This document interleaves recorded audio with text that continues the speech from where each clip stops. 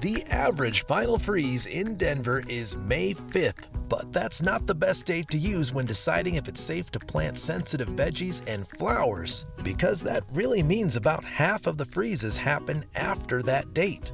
That's where the Mother's Day rule comes in. On the Front Range, we often say wait until after Mother's Day to plant. Last year, we got bit by that rule. There was a freeze on May 20th and the 21st. But how often does that really happen?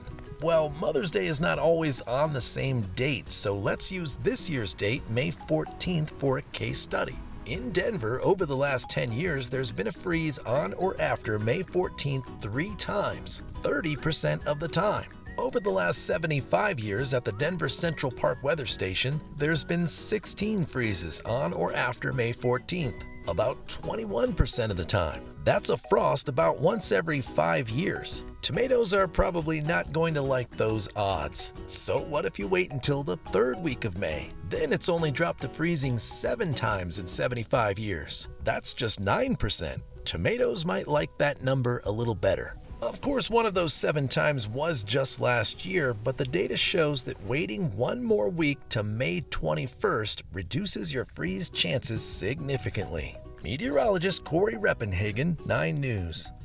It's an excuse for some procrastinators out there. This data is very similar across most of the Front Range weather stations, except the Palmer Divide and the foothills, so you just want to check out all the stats from all the weather stations before you start planting.